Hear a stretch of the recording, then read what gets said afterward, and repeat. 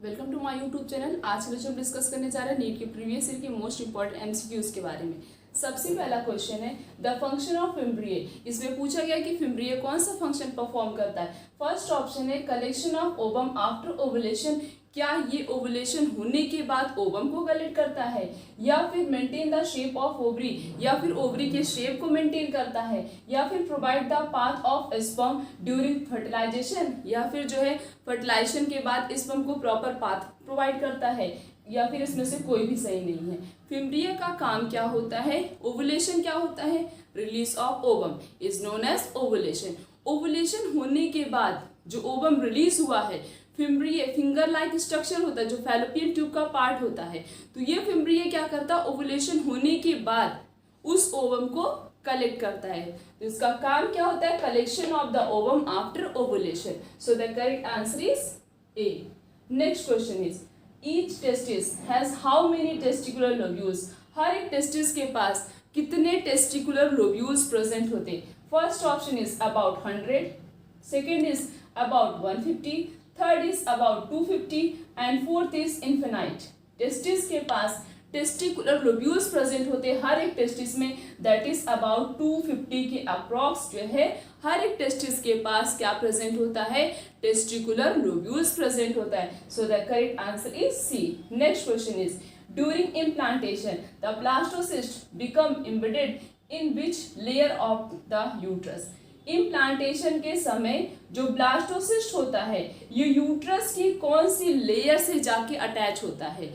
During implantation के समय blastocyst की मतलब यूट्रस की कौन सी लेयर से ब्लास्टोसिस्ट का अटैचमेंट होता है। फर्स्ट ऑप्शन इज क्या ये ट्रोपोब्लास्ट से अटैच होता है, या फिर एंडोमेट्रियम से होता है, या फिर मायोमेट्रियम, या फिर पेरीमेट्रियम। ये नहीं होगा क्योंकि इसका फॉर्मेशन तो बाद में होता है प्रेगनेंसी के बाद। इन तीन में से हमें बताना है। तो पेरीमेट्रियम का काम क्या होता है, प्रोटेक्शन में हेल्प करता है। मायोमेट्रियम का काम क्या होता है, ड्यूरिंग डिलीवरी, बेबी की डिलीवरी के समय, पार्चुरेशन के समय ये क्या करता है, यूट्रस में कॉन्ट्रैक्शन जनरेट करता है। और एंडोमेट्रियम, इसी एंडोमेट्रियम में ही जाके इम्प्लांटेशन होता है। मींस यूट्रस की वॉल से ब्लास्टोसिस्ट जाके अटैच होता है। ब्लास्टोसिस्ट जो है यूट्रस की एंडोमेट्रियम वॉल से जाके अटैच होता है, और इस प्रोसेस को कहा जाता है इम्प्लांटेशन। तो ब्लास्टोसिस्ट किससे अटैच होता है, एंडोमेट्रियम से। So the correct answer is B. Next question is the first sign of growing foetus may be noticed by. Foetus की जब ग्रोथ होती है तो पहला साइन मीन्स कैसे पता चलता है कि फीटस की ग्रोथ हो रही है और वो लेडी जो है वो क्या है, प्रेग्नेंट है। फर्स्ट ऑप्शन दिया है listening to the heart sound carefully through the stethoscope. Stethoscope से क्या जो है बेबी की हार्ट बीट को जो है लिसन किया जाता है, या फिर उसके हेयर्स अपीयर हो जाते हैं, या फिर हेड का अपीयरेंसेस होता है, या फिर आईलेट्स का फॉर्मेशन होता है। सबसे पहले हार्ट के साउंड से जो है पता लगता है कि वो लेडी क्या है, प्रेग्नेंट है और बेबी की प्रॉपरली ग्रोथ हो रही है। So the correct answer is A, that is listening to the heart sound carefully through the stethoscope. Next question is placenta connect. Placenta के पास कौन कौन सी चीजें प्रेजेंट होती है। Placenta contain first option only chorionic villi, and second is only uterine tissue, third is chorionic villi plus uterine tissue, and fourth is trophoblast and chorionic villi. Placenta के पास क्या क्या प्रेजेंट होता है, कोरियोनिक विलाई प्रेजेंट होता है और साथ में यूट्राइन टिश्यू प्रेजेंट होता है। So the correct answer is C. Next question is if Cowper gland, Cowper gland का दूसरा नाम है बल्बुथ्रल ग्लैंड। कॉपर ग्लैंड को और क्या बोलते हैं, बल्बुथ्रल ग्लैंड। बल्बुथ्रल ग्लैंड का काम क्या होता है, ये पेनिस के लुब्रिकेशन में हेल्प करता है। तो इसमें पूछा गया है if Cowper gland is removed which of the following will be affected. अगर कॉपर ग्लैंड को बॉडी से रिमूव कर दिया जाए तो बॉडी के कौन से फंक्शन पे सबसे ज्यादा इफेक्ट होगा। क्या सेक्सुअल अट्रैक्शन नहीं हो पाएगा, या फिर स्पर्म का कैपेसिटेशन नहीं हो पाएगा, या फिर पेनिस जो है बहुत ज्यादा हार्ड हो जाएगा, या फिर कॉपल्शन एंड फर्टिलाइजेशन। मेल और फीमेल की मेटिंग ही नहीं हो पाएगी, क्योंकि Cowper gland means bulbourethral gland, bulbourethral gland करता क्या है, पेनिस के लुब्रिकेशन में हेल्प करता है, और जब तक पेनिस का लुब्रिकेशन नहीं होगा तब तक कपल्शन नहीं होगा, जब तक कपल्शन नहीं होगा तब तक फर्टिलाइजेशन नहीं होगा। तो अगर कॉपर ग्लैंड को बॉडी से रिमूव कर दिया जाए तो सबसे ज्यादा इफेक्ट कौन कौन से फंक्शन पे पड़ेगा, कॉपल्शन नहीं होगा मीन्स मेल और फीमेल की मीटिंग नहीं होगी, और फर्टिलाइजेशन का भी प्रोसेस नहीं होगा। सो the correct answer is D.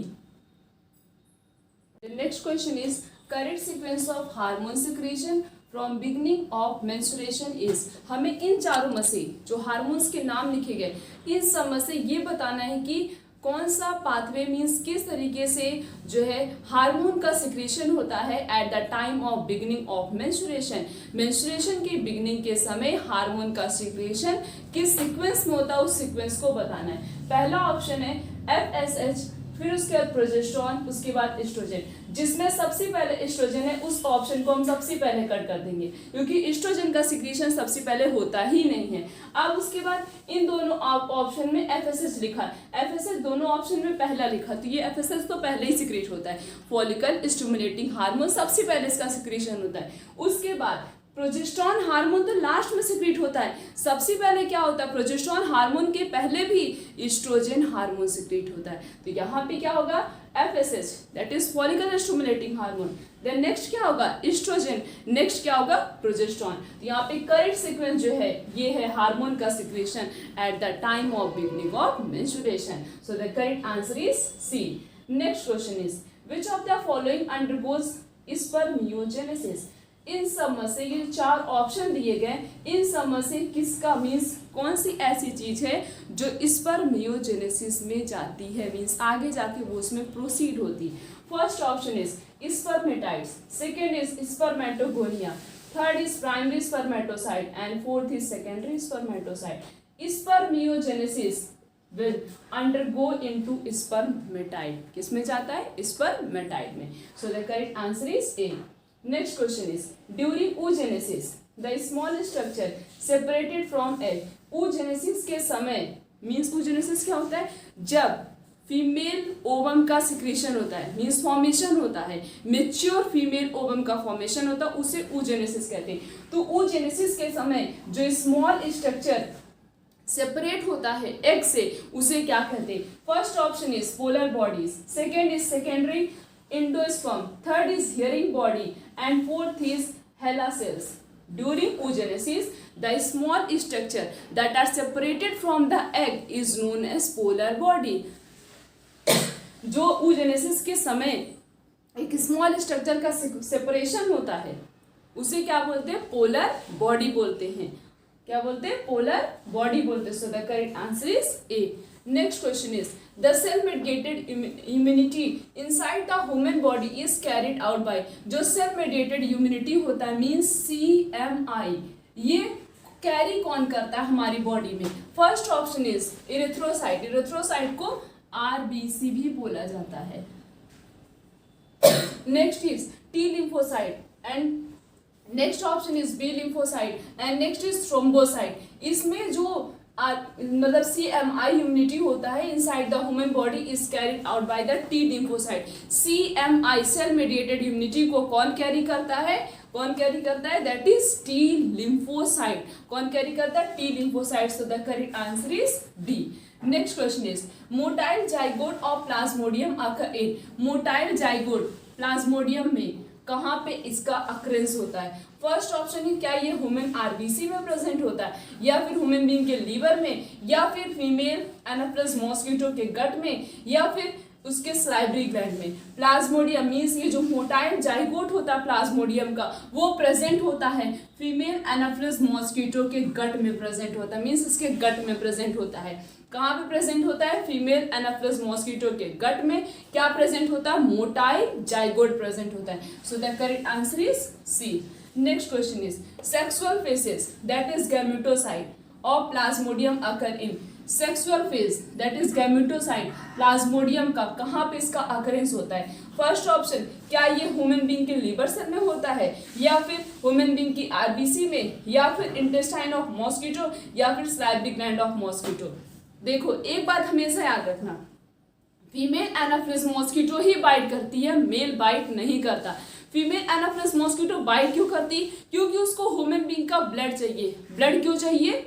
Blood इसलिए चाहिए ताकि वो रिप्रोडक्शन परफॉर्म कर सके, और मेल रिप्रोडक्शन नहीं परफॉर्म करता, इसलिए फीमेल एनाफिलिस मॉस्किटो बाइट करती है, मेल एनाफिलिस मॉस्किटो बाइट नहीं करता। तो फीमेल मॉस्किटो ही बाइट करती, मेल नहीं करता। उसको क्या चाहिए? ह्यूमन बीइंग का ब्लड चाहिए। क्यों चाहिए? रिप्रोडक्शन प्रोसेस करने के लिए, इसलिए वो बाइट करती। So the correct answer is B, that is RBC of human. तो हम stored food material in fungi, fungi में मतलब फंगी जो होता है वो अपना फूड जो है किसके फॉर्म में स्टोर करता है? अपनी बॉडी के अंदर।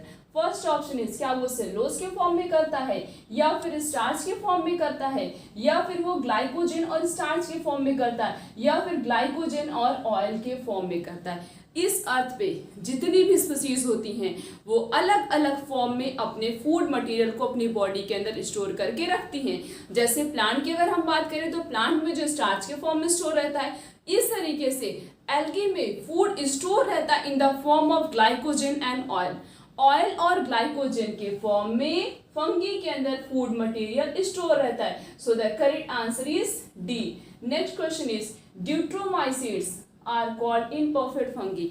ड्यूट्रोमाइसिड्स को इनपरफेक्ट फंगी क्यों कहा जाता है? पहला ऑप्शन है दे हैव नो सेल, उसके पास कोई सेल नहीं होती इसी वजह से, या फिर उसके पास माइसेलियम नहीं प्रेजेंट होता इसकी वजह से, या फिर उसके पास नो सेक्सुअल रिप्रोडक्शन, या फिर सेक्सुअल रिप्रोडक्शन नहीं होता इसकी वजह से, या फिर एसेक्सुअल रिप्रोडक्शन नहीं होता इसकी वजह से। ड्यूट्रोमाइसिड्स को इनपरफेक्ट फंगी इसलिए कहा जाता है क्योंकि उसके अंदर सेक्सुअल रिप्रोडक्शन नहीं होता है। कौन सा रिप्रोडक्शन नहीं होता? सेक्सुअल रिप्रोडक्शन नहीं होता, इसी वजह से। और फंगी के कंपैरिजन में deuteromycetes is known as imperfect fungi. So the correct answer is C. Next question is, male and female gametophytes are interdependent and free living in. किसमें ऐसी कौन सी स्पीसीज है जिसका मेल और फीमेल गैमेटोफाइट दोनों ही कैसा होता है? इंटरडिपेंडेंट होता है, मीन इंटरडिपेंडेंट होता है और फ्री लिविंग होता है। फर्स्ट ऑप्शन इज, क्या स्पैग्नम में होता है, या फिर मस्टर्ड में होता है, या फिर कैस्टर में होता है, या फिर पाइनस में होता है। मेल और फीमेल गैमेटोफाइट दोनों ही इंडिपेंडेंट होते हैं और फ्री लिविंग होते हैं। किसके अंदर? स्पैग्नम के अंदर। किसके अंदर होते हैं बच्चों? स्पैग्नम के अंदर होते हैं। So the correct answer is A. Next question is, membrane bound organelles are absent in. किसके अंदर कौन सी स्पीसीज ऐसी है जिसकी मेम्ब्रेन जो है वो किसी भी चीज से बाउंडेड नहीं रहती है? फर्स्ट ऑप्शन इज, क्या प्लाज्मोडियम की ऐसी होती, या फिर सैक्रोमाइसिस की होती है, या फिर स्ट्रेप्टोकोकस का होता है, या फिर क्लैमिडोमोनास का होता है। Membrane bound organelles are absent in streptococcus. किसके पास किसी भी मेम्ब्रेन बाउंड ऑर्गेनिल्स नहीं प्रेजेंट होता है? That is streptococcus. Next question is, algae have cell wall made up of. Algae के पास सेल वॉल पाई जाती है, सबको पता है, और एल्गी की सेल वॉल बनी किससे हुई होती है उसका हमें आंसर देना है। पहला ऑप्शन, क्या सेल्यूलोज हेमीसेल्यूलोज या पेक्टिन से बना हुआ होता है, या फिर सेल्यूलोज ग्लैक्टिन और मनास से बना हुआ होता है, या फिर हेमीसेल्यूलोज पेक्टिन और प्रोटीन से बना हुआ होता है, या फिर पेक्टिन सेल्यूलोज और प्रोटीन से बना होता है। एल्गी की सेल वॉल सेल्यूलोज से, ग्लैक्टिन से और मनास से बनी होती। ये क्वेश्चन कई बार नीट के पेपर में रिपीटेड है ये क्वेश्चन। और एक तो ये ड्यूट्रोमाइसिड्स, ये कुछ क्वेश्चंस ऐसे हैं जो बहुत ही ज्यादा इंपॉर्टेंट है, मींस इससे रिलेटेड क्वेश्चन या इसी टाइप के क्वेश्चन हर साल पूछा जाता है। यहाँ पे एल्गी की सेल वॉल किससे बनी हुई होती है? सेल्यूलोज, ग्लैक्टिन और मनास से। Next question is, which one of the following is not a biofertiliser. इन चार में से बायो फर्टिलाइजर कौन सा नहीं है? अगर हमें नहीं याद आ रहा है तो हम पहले ये देखेंगे बायो फर्टिलाइजर होता कौन कौन सा है। राइजोबियम भी है, नॉस्टॉक भी है और माइकोराइज है। ये तीनों ही बायो फर्टिलाइजर्स की तरह ऐड करते, बट सबने पढ़ा होगा बायोटेक्नोलॉजी के चैप्टर के में कि एग्रोबैक्टीरियम ये क्या करता? वेक्टर की तरह ऐड करता है। किसकी तरह ऐड करता है? वेक्टर की तरह। तो ये कोई भी मीन्स ये एग्रोबैक्टीरियम जो है ये बायो फर्टिलाइजर नहीं होता है। इसमें यही पूछा गया था इन सब में से बायो फर्टिलाइजर कौन सा नहीं है। So the correct answer is A. The next question is the function of leg hemoglobin in the root nodules of legumes. जो जितने भी legumes प्लांट होते हैं उनके रूट नोड्यूल्स में क्या प्रेजेंट होता है? लेग हेमोग्लोबिन प्रेजेंट होता है। Leg haemoglobin is a type of enzyme, एक प्रकार का एंजाइम होता है। तो ये लेग हीमोग्लोबिन जो लेग्यूम प्लांट के नोड्यूल्स में प्रेजेंट होता है उसका काम क्या होता है? पहला ऑप्शन है इनवाइवेशन ऑफ नाइट्रोजिनस एक्टिविटी, क्या ये नाइट्रोजिनस एक्टिविटी को स्टॉप कर देता है, या फिर ऑक्सीजन रिमूवल में हेल्प करता है, या फिर नोड्यूल डिफरेंशिएशन में हेल्प करता है, या फिर एक्सप्रेशन ऑफ निम्फ जीन। ये जो लेग हीमोग्लोबिन होता है जो लेग्यूम प्लांट के नोड्यूल्स में प्रेजेंट होता है ये ऑक्सीजन के रिमूवल में हेल्प करता है। किस में हेल्प करता है? ऑक्सीजन के रिमूवल में हेल्प करता है। So the correct answer is B. Next question is maximum nutritional diversity is found in the group. इन चार में से कौन सा ऐसा ग्रुप है जिसमें सबसे ज़्यादा न्यूट्रिशनल एक्टिविटी होती, मीन्स सबसे ज़्यादा न्यूट्रिशनल डाइवर्सिटी प्रेजेंट है? सबने पढ़ा होगा कि मोनेरा क्लासिफिकेशन दो क्लासेस में क्लासीफाई किया, एक आर्की बैक्टीरिया और यू बैक्टीरिया। यू बैक्टीरिया में सबने देखो बहुत सारे एग्जाम्पल्स लिखे गए और उसमें ये लिखा कि बहुत सारे न्यूट्रिएंट्स के नाम लिखे गए कि बहुत सारे बैक्टीरिया होती, बहुत सारी स्पीसीज होती जो इन सारे न्यूट्रिएंट को क्या करती, रिसाइकल करती हैं ताकि हमारे इस इकोसिस्टम से कभी भी कोई भी न्यूट्रिशन कम ना हो। तो इसमें मैक्सिमम न्यूट्रिशनल डाइवर्सिटी किसमें प्रेजेंट होता है? That is Monera classification. So the correct answer is A. Next question is five kingdom classification, five kingdom system of classification suggested by R.H. Whittaker is not based on। ये जो five kingdom classification किसने दिया था? R.H. Whittaker ने दिया था। तो R.H. Whittaker ने जो फाइव किंगडम क्लासिफिकेशन के बारे में बताया था तो इनका ये क्लासिफिकेशन किसके ऊपर बेस्ड नहीं था। ये क्वेश्चन बहुत इंपॉर्टेंट है, इससे रिलेटेड क्वेश्चन पूछा जाता है, पिछले साल ही इसी से रिलेटेड एक क्वेश्चन पूछा गया था। पहला ऑप्शन दिया है प्रेजेंस और absence of well defined nucleus, means इनका जो क्लासिफिकेशन था उसमें बताया था इन्होंने कि हर एक स्पीसीज के पास वेल डिफाइंड न्यूक्लियस अगर प्रेजेंट होगा तो वेल डिफाइंड होगा, नहीं प्रेजेंट तो कोई बात ही नहीं है। उसके बाद इनका क्लासिफिकेशन मोड ऑफ रिप्रोडक्शन पे क्या बेस्ड था, या फिर मोड ऑफ न्यूट्रिशन पे बेस्ड था, या फिर कम्प्लेक्सिटी ऑफ बॉडी ऑर्गेनाइजेशन। इनका क्लासिफिकेशन इन तीनों लॉ पे बेस्ड था। इन तीन चीज के बारे में उन्होंने बताया था।